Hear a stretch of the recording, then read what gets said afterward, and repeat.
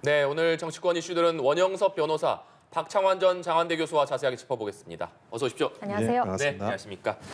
국민의힘 공천 상황부터 좀 짚어보겠습니다. 국민의힘이 어제 하루에만 8명의 현역 의원들을 대거 컷오프했습니다.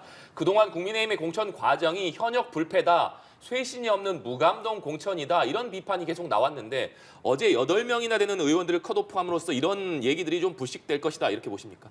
아무래도 현역 물갈이가 뒤로 갈수록 있을 거다라는 건 다 네. 예측은 했었습니다. 그래서 뭐 그전에 이제 물갈이가 전혀 없다라는 많은 비판이 있었지만 시간이 지나면서 현역 물갈이가 발생할 수 있다라는 건 뭐 예정된 수순이었고요.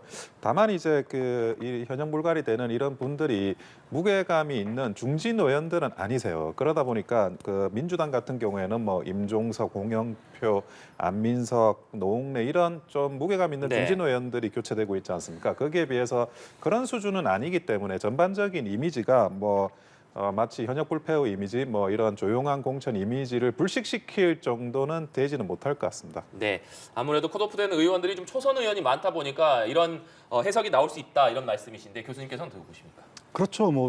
지금까지 구분홍선을 지금 국민의힘이 공천을 이제 넘고 있는데 국민들이 당초에 기대했던 것은 소위 말해서 윤석열 정부에 쓴소리할 수 있는 인사들이 얼마나 공천 받겠느냐. 사실 그게 저 공천 초반에 제일 논란의 중심이었거든요. 근데 결과적으로 현역들 거의 친윤 현역들이 거의 대부분 다 공천을 받았고 그나마 이제 새롭게 영입되신 분들도 또 새롭게 공천되신 분들도 보면 정말로 찐 윤인 분들이 소위 말해서 양지의 공천을 받는 이런 결과가 있었거든요.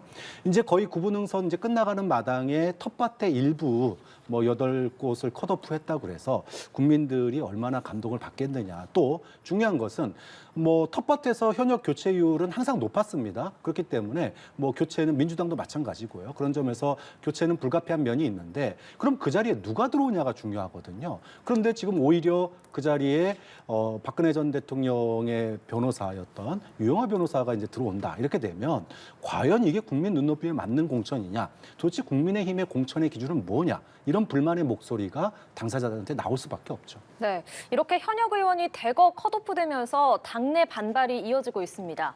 박근혜 전 대통령의 측근 유영하 변호사의 단수 공천으로 컷오프된 홍석준 의원은 기자회견을 열고 부당한 결과에 이의 신청을 하겠다고 밝혔는데요.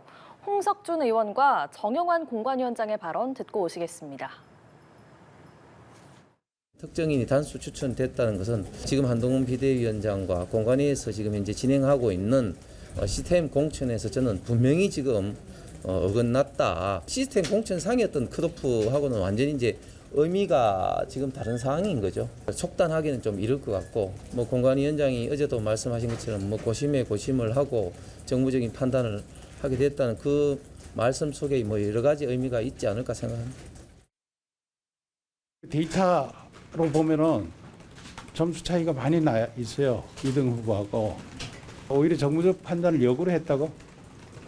빠른 시간 내에 단수 공천을 하면은 박근혜 대통령 너무 배려해가지고 그런 거 아닌가. 이런 우려 때문에 오히려 늦췄다고 보는 게 맞아요. 네, 정영환 공관위원장이 언급한 정무적인 판단에 대해서 서로 다르게 말을 하고 있는 것 같습니다. 홍석준 의원은 시스템 공천이 아니라 정무적 판단에 의해서 자신이 컷오프된 거다 이런 취지로 주장을 하고 있고요. 정영환 공관위원장은 점수차가 많이 났는데 오히려 정무적 판단으로 발표를 늦춘 거다 이렇게 말하고 있는데요. 두 가지 관점 다 있을 수 있는 것 같아요. 그리고 유영하 변호사가 생각보다 대구에서 활동을 열심히 하셨습니다. 무슨 말이냐면 저번에 지방선거 때도 대구시장 선거에도 나오시고 그리고 바로 이제 같이 열렸던 보궐선거에도 나오시고 정치 활동을 꾸준히 하시긴 하셨어요. 그러다 보니까 과연 이제 대구에서 달서갑을 떠나서 대구에서 꽤 이제 인지도도 있고 본인의 이제 정견이나 이런 것들도 몇 년째 계속 이제 발표하고 계셔가지고 경쟁력이 없는 후보다 저는 그렇게 생각하진 않아요. 유영하 변호사가 대구에서. 다만 이제 지금 단수 추천을 하고 경선을 붙이지 않은 문제가 있는데 정영환 공관위원장께서 지금 말씀하시는 게 점수 차이가 많이 났다고 이야기하거든요. 네. 근데 점수 차이나 이런 자료를 공개하시진 않을 거잖아요. 예를 들어 정성적인 평가에서 많이 났느냐 아니면 개량적인 평가가 나타날 수 있는 부분에서 많이 났느냐 그 부분에 대해서 어떻게 정확하게 표현을 하지 않아가지고 각각의 이제 정무적인 판단의 해석이 달라질 수밖에 없는 거죠. 그리고 정무적인 판단이란 게 의미가 굉장히 복잡합니다. 서로 간에 복잡할 수밖에 없고, 그리고 그런데 다만 이제 유영하 변호사가 뭐 대구에서 굉장히 꾸준하게 본인의 정치적인 입지를 넓히기 위해서 단순히 이제 박근혜 대통령님의 변호인이라는 걸 떠나서 계속 활동하신 분이라는 건 분명하기 때문에 갑자기 이렇게 뭐 날라왔다 이렇게 보기는 좀 어려운 부분이 있습니다. 예, 박창환 전 교수께서는 어떻게 해석하세요? 이 정무적 판단 어느 쪽의 의견이 맞다고 보세요? 이게 지금 뭐 많은 언론들이 그 정무적 판단이라는 게 이제 소위 말해서 대구 TK 민심을 고려한 거 아니냐 이렇게들 해석을 하더라고요. 근데 저는 이걸 좀 더 크게 보면은 지금 보수 중심, 특히나 이제 지금 여권의 주류가 검찰 출신 정치인들인데 이 검찰 출신 정치인들이 소위 말해서 보수의 본류인 TK에 뿌리내리기를 하고 있다. 이렇게 해석을 하고 있습니다. 무슨 얘기냐면 지금 오세훈 서울시장 같은 경우에 이승만 기념관을 짓겠다고 그러고 있고요. 홍준표 대구시장 같은 경우에는 역 광장에다가 박정희 동상을 세우겠다고 그러고 있습니다. 그런데 윤석열 대통령은 뭐 박정희 기념관도 가고 유경수 생가도 가고 이렇게 지금 하고 있어요. 결국은 윤석열 정부 이후에 포스트 윤 이후에 보수의 주류가 누가 주도권을 잡느냐. 그 경쟁을 좀 하고 있는 거다. 그런 관점에서 지금 박근혜 전 대통령의 최측근 유영하 변호사를 공천한 건 단순하게 일회성, 뭐 TK 민심에 대한 배려라든지 이걸 넘어서서 지금 보수가 차기에 TK 지역을 중심으로 해서 주도권을 잡기 위한 그런 포석 중에 하나다. 이렇게 놓고 본다면 지금 검찰 출신 정치인들이 과거에는 작년만 하더라도 뭐 공정, 경쟁 이런 것들을 입으로 얘기했었지만 이제는 뭐 과거 자신들이 수사했던 그런 세력까지도 같이 손을 잡겠다라고 하는 그런 의미이기 때문에 보수의 주도권의 어떤 그 변화, 주류의 교체 이런 측면에서 본다면 지금 소위 말해서 윤석열 정부의 대구 뿌리내리기 이런 측면으로도 볼 수 있다고 봅니다. 네, 이렇게 박근혜 전 대통령의 최측근으로 분류되는 유영하 변호사가 공천을 받았고 또 박근혜 전 대통령의 변호인이었던 도태우 변호사는 경선을 통해서 공천을 받았습니다. 이렇게 유영하 변호사, 도태우 변호사가 공천을 받은 것을 놓고 개혁신당에서는 국민의힘이 탄핵의 강에 아예 잠수를 해버렸다. 이런 비판을 내놓고 있습니다. 이 부분은 어떻게 들으셨습니까? 그거는 뭐 적절치 않다고 생각하는 게 그 도태우 변호사는 저 탄핵 시점에 어떤 책임 있는 권한을 가진 위치에 계신 적이 없어요.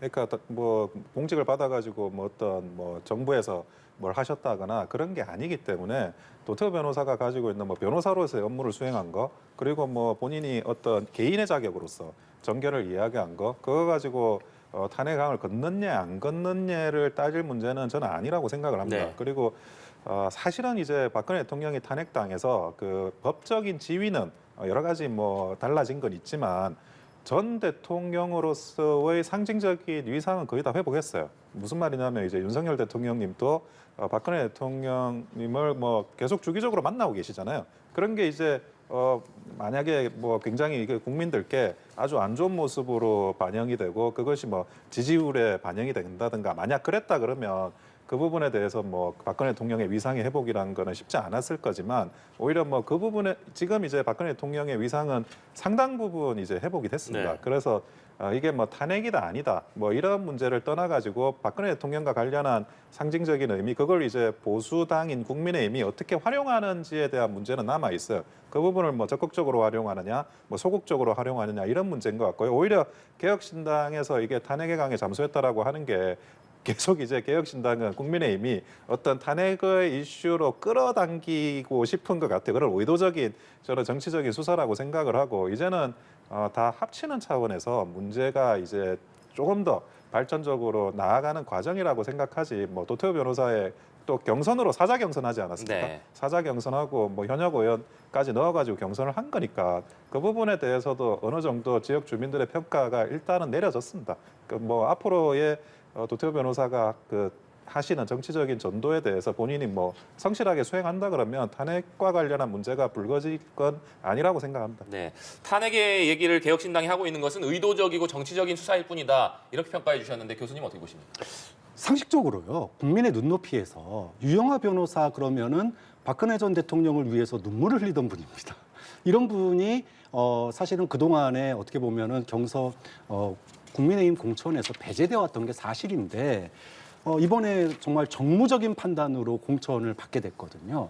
이걸 국민들이 그냥 볼까요? 저는 유영하 변호사를 볼 때마다 과거에 박근혜 전 대통령의 국정농단에 대해서 촛불을 들었던 그런 마음이 되살아날 수밖에 없다. 특히나 정권 심판론을 생각하고 있던 유권자들 가운데 민주당의 공천 파동을 보면서 실망해서 이거 투표해야 되나 말아야 되나 이렇게 고심에 빠졌던 분들이 이번에 그 유영하 변호사의 공천을 보면서 이거 투표해야 되는 거 아니야? 이런 쪽으로 기울일 수 있기 때문에 이것이 가져올 여파는 뭐 소위 말해서 우리가 눈사람 효과라고 그러죠. 눈 굴리기 효과. 그런 것처럼 생각보다 정권 심판론에 다시 불을 지피는 그런 기회로 작동할 수 있기 때문에 앞으로 본선에서 뜨거운 이슈로 민주당에서 제기할 것으로 예상이 됩니다. 예, 그런가 하면 삼선 이채익 의원은 자신의 지역구인 울산 남구갑이 국민공천 지역이 되면서 사실상 컷오프가 됐는데요. 그러자 탈당과 무소속 출마를 시사를 했습니다. 실제로 그렇게 되면 이번 총선에서 여당 현역 의원의 첫 탈당 사례가 되는 건데요. 어떻게 전망하십니까? 보통 뭐 매번 총선 시즌마다 그 현역 의원이 나가서 무소속으로 생환해가지고 다시 입당하는 이런 절차가 있습니다. 그러니까 21대만 하더라도 4명이 무소속으로 나가가지고 살아 돌아오셔가지고 지금 뭐 권성동, 윤상현 뭐 이런 분들이 살아서 생활을 하셨거든요. 그래서 아예 그러니까 무소속 출마가 없는 총선 시즌이라는 게 오히려 드물 정도로 무소속 출마를 3선 이상 중진급에서는 하세요. 그러니까 지역에서도 3선 정도 하면 민심도 어느 정도 확보를 하고 있고 그 부분이 한 번 정도 탈당해가지고 무소속으로 나가는 거에 대해서 그 상황이 굉장히 뭐 공천 과정이 부당하다고 하면 해당 지역구의 그 민심 주민들이 구제를 해주거든요. 그런데 그 민심이 정말 그 이채익 의원한테 있는지 없는지 그거는 본인이 스스로 판단할 수밖에 없어요. 그런데 3선 하면서 주민들께서 이렇게 그 이채익 의원이 너무 잘하셨는데 이번이 굉장히 부당한 공천이었다. 그러면 뭐 생활을 할 수 있을 것이고 그렇지 않다 그러면 사실은 그 무소속으로 이제 나가고 그리고 굉장히 어려운 상황이 전개가 될 건데요. 한 번 정도는 기회를 줘요. 그래서 이채익 의원이 어떻게 판단할지는 본인이 지역 주민들이 생각하는 민심을 어떻게 받아들일지 거기에 달려 있다고 생각합니다. 네, 교수님께서는 어떻게 전망하세요? 뭐 결국은 국민공천 추천을 받아가지고 이제 뽑는다는 거 아닙니까? 그런데 여기에 어떤 인물이 오느냐가 저는 중요하다고 봐요. 그러니까 아까 앞서서도 컷오프 되면서 5곳에 이 소위 국민공천 지역을 이제 오픈을 했는데 여기에 정말로 국민의 눈높이에 맞는 뭐 꼭 그게 정치 신이다 아니다가 중요한 건 아닌 것 같아요. 그러니까 예를 들어 우리가 지난 12월만 돌아보더라도 불과 석 달 전만 하더라도 국민의힘에서는 도대체 대통령실에 쓴소리 할 수 있는 사람이 한 명도 없냐. 이게 최대 화두였거든요. 근데 그런 인물이 나타났었어요. 김경률 비대위원 같은 분들. 이런 분들이 만약에 이번에 그 5곳 가운데 한 곳이라도 만약에 공천을 받는다 그러면 국민들은 박수를 쳐줄 겁니다. 그런데 그게 아니라 단순하게 이벤트성으로 정말로 뭐 현역도 들어오라고 하지만은 사실상 뭐 정치 신인을 위한 길이니까 소위 끼워 맞추식으로 얼굴 마담식으로 새로운 사람 집어넣는다 그러면 지역 민심이 이런 사람 꽂으려고 지금 지역에서 열심히 일한 사람 이제 공천 안 줬냐 이러면은 지역 민심이 무소속에게 쏠릴 수도 있겠죠. 그런 점에서 결국은 어떤 인물이 추천을 받고 또 당에서 밀어주느냐 이게 결국은 관건이라고 보는 거죠. 네. 그리고 이 내용도 좀 짚어보겠습니다. 국민의힘 성일종 의원이 인재 육성의 필요성을 강조하면서 그 예로 이토 히로부미를 거론한 사실이 알려져서 논란이 되고 있습니다. 성 의원은 사람과 교육에 대한 투자의 중요성을 얘기한 것이다. 이렇게 해명을 하면서 언급조차 금기시하는 것은 열등의식이다. 이렇게 해명을 했는데 민주당 이재명 대표도 SNS를 통해서 이 발언을 강하게 비판을 했고 국민의힘 한동훈 비대위원장은 국민 눈높이에 맞는 언행을 해야 된다. 부적절한 발언이 나오지 않도록 주의해달라. 이렇게 입조심 경계령을 내렸습니다. 총선이 한 달여 앞으로 다가온 시점이기 때문에 아무래도 한동훈 비대위원장이 계속해서 좀 입조심 경계령을 내리고 있는데 이번 사안은 좀 어떻게 보고 계십니까? 예, 뭐 부적절했다고 생각하고 있습니다. 왜 그게 무슨 말이냐면 물론 이제 구체적으로 맥락을 따져가다 네. 보면 또 성일종 의원이 하신 이야기가 이해될 부분이 있을지도 몰라요. 근데 지금은 선거판이지 않습니까? 그렇게 구체적으로 맥락을 따지거나 아니면 해명을 길게 들어주거나 그러지 않아요. 서로가 지금 굉장히 치열하게 싸우는 판에서는 반대 진영에서 상대 진영에서 어떻게 이거를 활용할지도 생각을 네. 하고 발언을 하시는 게 맞다고 보고, 그리고 성일정 의원이 뭐 이런 초선 의원이 아니지 않습니까? 그래도 정치를 그래도 꽤 하신 분이고, 그러면 본인이 하신 이야기가 진정한 진위가 뭔지 그거와는 상관없이 다르게 이게 이용될 수 있고 활용될 수 있다라는 거, 그 부분은 조금 더 고려했었어야 된다는 생각을 합니다. 그래서 한동훈 비대위원장이 뭐 눈높이 맞는 언행을 해야 된다 이런 이야기는 뭐 그 진위와 상관없이 오해될 수 있다 이런 부분을 지적하신 것 같고요. 근데 앞으로 계속 나올 거예요. 민주당이든 국민의힘이든 설화가 결국 이제 선거일에 다가오면 다가올수록 많이 발생을 하게 되거든요. 근데 설화라는 거는 아예 막을 수는 없어요. 민주당에서도 아예 막지 못하고 국민의힘에서도 아예 막지 못해요. 문제는 그 대처입니다. 대처를 할 때 신속하게 결단을 내리는 그런 이제 당의 입장이라는 게 있어야 됩니다. 그러니까 빨리빨리 문제를 해결하지 않으면 그게 어느 틈엔가 눈덩이가 돼가지고 선거 날에 그게 덮칠 수가 있어요. 그렇기 때문에 가급적 신속한 대응 그것이 반드시 필요할 거라고 보여집니다. 네, 성일종 의원은 조금 전에 SNS에 장합 사업의 중요성을 언급하는 과정에서 취지와 다르게 비유가 적절하지 못했다는 점 송구스럽게 생각한다 이렇게 사과의 글을 올리기도 했는데 교수님께서는 그럼 어떻게 보십니까? 뭐 당연히 사과하는 게 맞죠. 이토 히로부미가 어떤 사람입니까? 사실은 뭐 우리 그 국민들에게는 우리나라를 식민지로 만든 주요 원흉 중에 한 명이에요. 아니 들을 사람이 없어가지고 그런 사람을 듣습니까? 미국이나 우리나라나 유럽에 얼마나 사례가 좋은 사례들이 많은데 교육이나 장학 사업에 좋은 사례들이 많은데 이런 부분들은 뭐 부적절한 언급이고 저는 뭐 한동훈 비대위원장이 입조심하라라고 얘기했던 거는 선거에 임하는 사람이라면 가장 주의해야 될 부분, 특히 이게 본선으로 가면 갈수록. 그러니까 이제 구도가 공천이 끝나고 나면 본선이 시작될 텐데 가면 갈수록 이런 것들이 선거에 영향을 많이 미치게 돼요. 앞서 말씀하신 것처럼 빠른 대응이 저는 뭐 당 차원에서 있어야 되고 또 그런 점에서는 잘 대응했다 그렇게 봅니다. 네, 민주당 얘기로 넘어가 보겠습니다. 민주당 공천에서 컷오프된 친문계 좌장 홍영표 의원이 오늘 탈당 선언을 했습니다. 발언 듣고 오시겠습니다. 이번 민주당 공천은 정치적 학살입니다. 어떠한 비판도 허용하지 않고 오로지 이재명의 민주당으로 가겠다는 대국민 선전포고입니다. 그래서 저는 오늘 민주가 사라진 가짜 민주당을 탈당합니다. 윤석열 대통령 지키기와 이재명 당대표 지키기에 매몰된 거대 양당이 아니라 국민을 지키는 진짜 민주정당이 필요합니다. 거친 광야의 길, 초심으로 돌아가 상식과 연대하고 시민의 손을 잡아 그 따뜻한 온기로 세상을 바꾸겠습니다. 네, 이렇게 민주당을 탈당한다면서 자신의 지역구인 인천 부평을에 출마하겠다고 했는데요. 홍 의원의 탈당 결정은 어떻게 보셨습니까? 뭐 홍영표 의원 입장에서 보면 경선에서 부당하게 컷오프됐다 이렇게 반발할 수 있다고 봅니다. 뭐 그런 점에서 여기에 대해서 뭐 동정심을 갖는 여론도 있을 수 있다고 봐요. 근데 이제 문제는 사실은 홍영표 의원의 오늘 그 거취 발표가 태풍의 눈이 될지 아니면 이게 찻잔 속의 태풍이 될지 이게 중요하거든요. 그런데 임종석 전 실장의 당 잔류 선택으로 지금 태풍의 눈이 찻잔 속에 태풍이 되고 있는 거 아니냐 이런 분석이 많아요. 중요한 것은 공천 파동을 통해서 탈당 가능성이 굉장히 높았던 의원들이 있는데 이분들이 집단적인 힘을 발휘하느냐 아니면은 개별적으로 파편화되느냐가 중요했거든요. 그런데 임종석 전 실장이라든지 여러분들이 당에 잔류하겠다 이러면서 소위 말해서 민주연대를 꾸려서 집단 행동을 하겠다고 그랬던 분들이 이 힘이 꺾여버렸어요.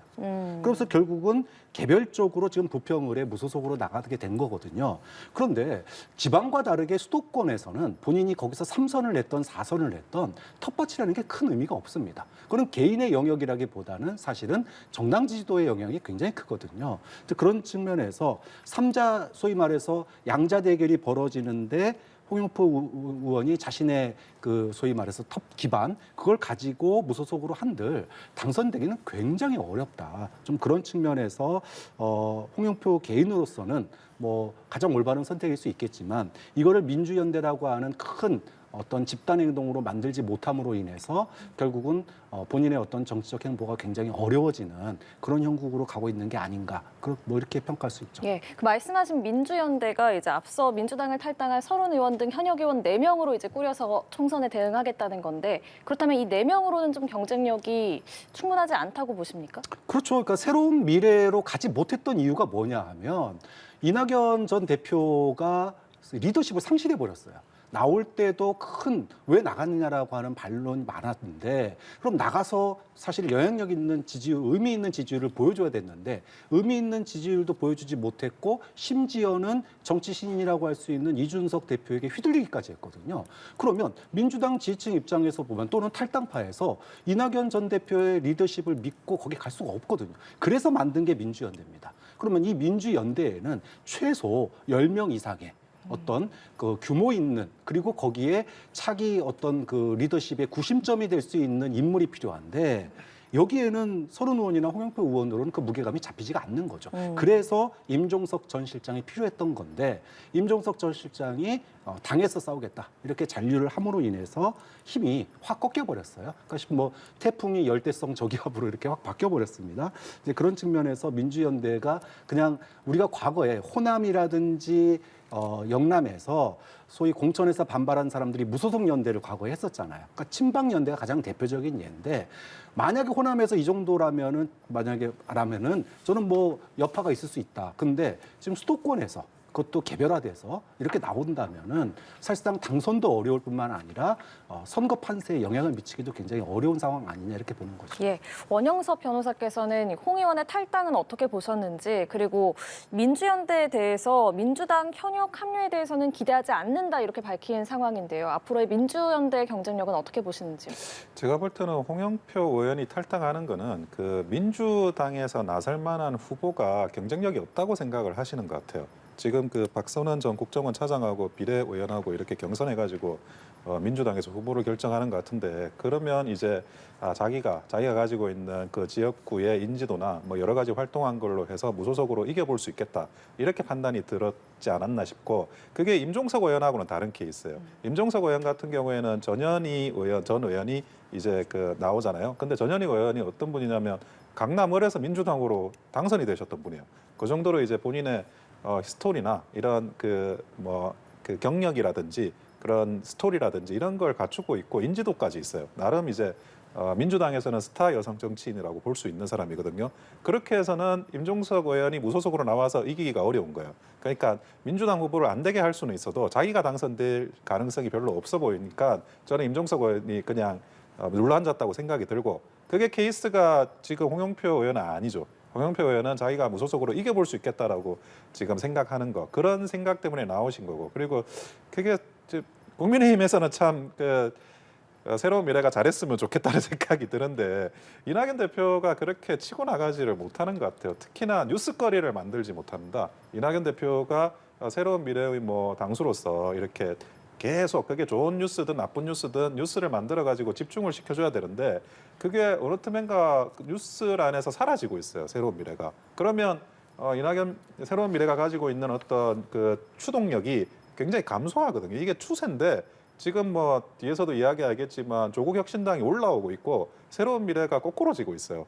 지금 오늘보다 내일이 더 그 당세가 안 좋아질 거라는 그런 예상이 들면 누구라도 사실은 현역 의원이 그쪽에 붙기가 쉽지는 않아요. 근데 지금 굉장히 선거일에 가까워지고 있는데, 이낙연 대표가 이 상황을 반등할 만한 어떤 뭐 히든카드나 그런 게 있어 보이지 않기 때문에 지금 이낙연 대표가 가지고 있는 새로운 미래의 동력이라는 건 거의 상실됐다고 보여집니다. 네, 이렇게 홍영표 의원이 이재명 대표를 강하게 비판을 하면서 탈당을 선택한 가운데, 공교롭게도 같은 날인 오늘 이재명 대표는 또 다른 친문계 의원으로 분류되는 황희 의원의 지역구를 찾았습니다. 이재명 대표가 어제 오늘 계속해서 서울 지역구를 방문하고 있습니다만, 공교롭게도 친문계 좌장인 홍영표 의원이 탈당한 날 또 다른 친문계인 황희 의원의 지원을 나섰다는 점, 교수님, 이재명 대표의 오늘 이 행보는 의도가 있는 행보라고 봐야겠습니까? 어떻게 보십니까? 뭐 저는 의도가 있다라고 봅니다. 지금 이제 조국 혁신당 대표로부터 예방을 받는 자리에서도 정권 심판론이라고 네. 하는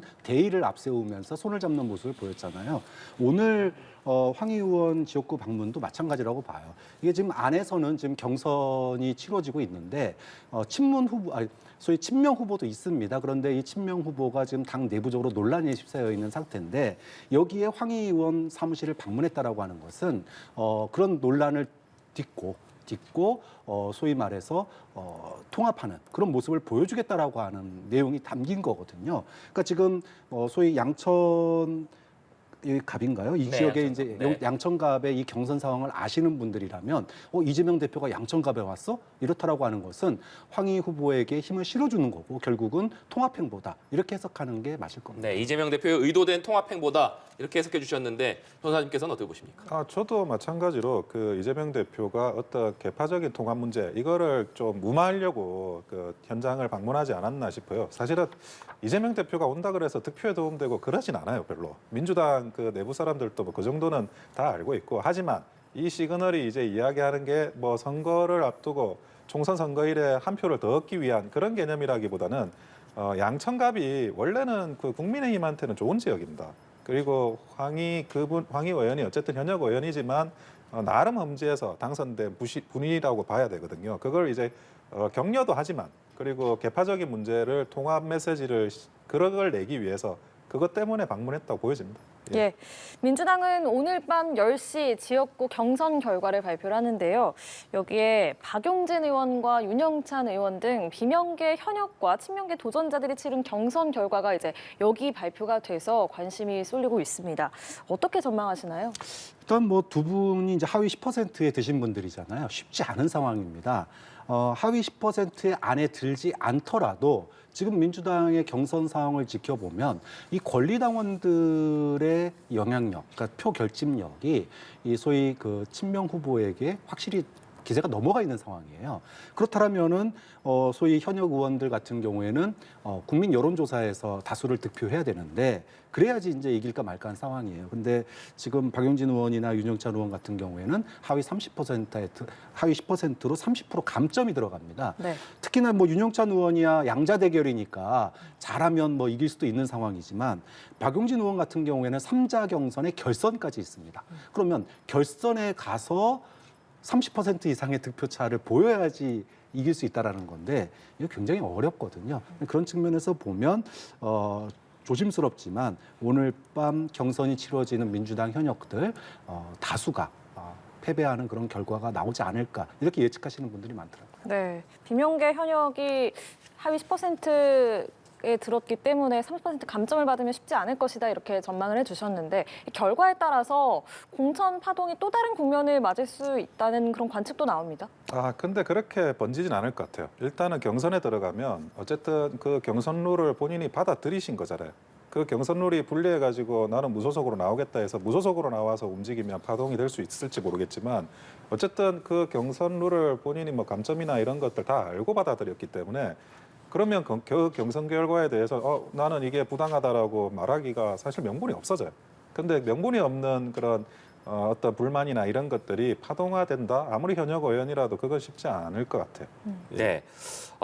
그리고 이재명 대표가 민주당 공천 갈등에 대한 비판을 연일 강하게 반박을 하면서 언론의 문제를 제기를 했습니다. 여당의 엉터리 지적도 문제지만 이것을 확대 재생산할 뿐만 아니라 여당의 허위 가짜 주장의 근거를 만들어주는 일부 언론의 잘못된 행태가 심각하다 이렇게 비판을 했는데 그러면서 민주당은 특히나 최근에 논란이 일었던 권양엽 후보 관련해서 최초 보도한 언론 그리고 한동훈 비대위원장을 경찰에 고발하기도 했습니다. 민주당이 상당히 적극적으로 그리고 강하게 대응에 나서는 모습인데 교수님께서는 어떻게 보십니까? 그건 민주당 입장에서나 이재명 대표 입장에서는 소뚜껑을 잘하라고 우기니까 얼마나 답답했겠습니까? 그동안에 참고 참았던 게 폭발한 어떻게 보면은 살짝 감정도 들어간 그런 대응인데 저는 일단 지적 자체가 굉장히 과잉 해석됐다라고 봐요. 권양엽 후보는 국민의힘 의원들도 알 정도로 유명한 국민의힘 민주당의 당직자입니다. 여성국장 출신의 또 문재인 정부에서 청와대 비서관을 지냈던 분이기도 해요. 그렇기 때문에 전략 공천 받는데 사실 아무런 문제가 없는 분이에요.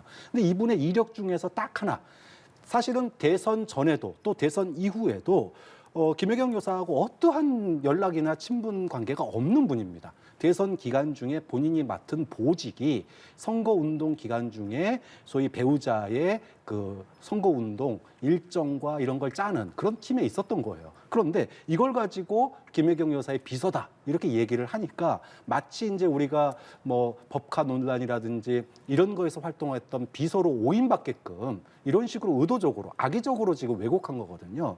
그러니까 이것 때문에 이제 이재명 대표가 어제 긴급 기자회견까지 한 건데 뭐 저는 선거다 보니까 여당 측에서 일부 과잉 부풀리기 의혹 제기를 했다고 봅니다. 자, 그런데 문제는 의혹을 그렇게 과잉 부풀리기 했다고 그래서 이것을 갖다가 그러면은 부드럽게 해결할 수 있는 방법은 없었느냐. 즉 위기 관리, 리스크 관리에 있어서 언론 대응에 있어 가지고 민주당의 대응이 조금 뒷북을 치는 경우가 많아요. 그러니까 무슨 얘기냐면 지금 권혁엽 후보 같은 경우에는 명백하게 뭐 친분 관계도 없는 사람을 비서라고 했으니까 법적 조치까지 할 수 있지만 사실은 이런다고 그래서 지금 그동안의 민주당의 공천 논란이 사그라드는 건 아니거든요. 그 공천 논란에서 왜 이렇게 갈 수밖에 없었는지에 대한 적극적인 홍보라든지 내부 소통이 있었다라면 여기까지 안 왔을 거다. 지금 일단 공천이 거의 마무리돼 가는 상황이기 때문에 지금 남은 게 이제 비례 공천도 있고요. 또 본선에 갈 텐데 좀 민주당의 그 대언론 리스크 관리 이 부분은 앞으로 좀 획기적인 전환이 있어야 된다. 이런 식으로 계속 언론과 여론에 끌려다니서도 안 되고 그렇다고 그래서 이거 다 기울어진 언론 탓이야. 이렇게 탓만 해서도 안 돼요. 오히려 그 언론을 우호적으로 정권 심판론으로 끌어당기기 위한 그런 정말로 체계적인 대응이 중요한 거지 화낸다고 문제 해결되는 건 아니다. 좀 그런 점에서 이재명 대표 중심으로 민주당의 대언론 대응 체계, 그다음에 리스크 관리 체계 이런 부분들은 재검토될 필요가 있다고 봅니다. 네, 변호사님.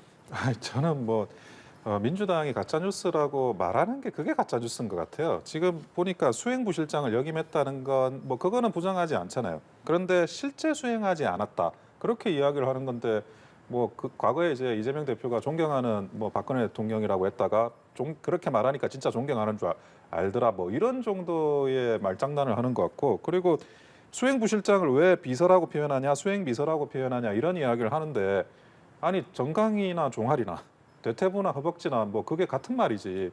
비서직이라고 하는 그런 전체적인 직에 수행도 있고 일정도 있고 메시지도 있을 수 있잖아요. 그런데 그거를 비서라고 표현하면 가짜뉴스고 그 부실장이라고 표현하면 가짜뉴스가 아니다. 저는 그 부분도 그 가짜뉴스 정의의 민주당의 정의가 뭔지가 궁금할 지경입니다. 그리고 여러 가지 지금 이제 이야기가 나왔더라도 어쨌든 단수 공천을 경선으로 바꿨잖아요.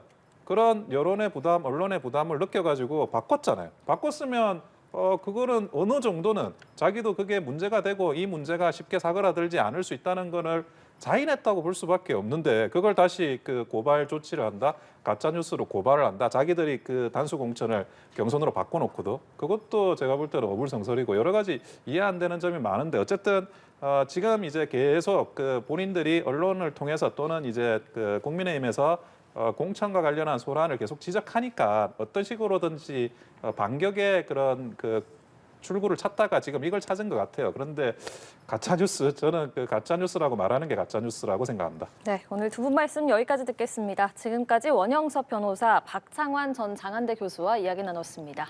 고맙습니다.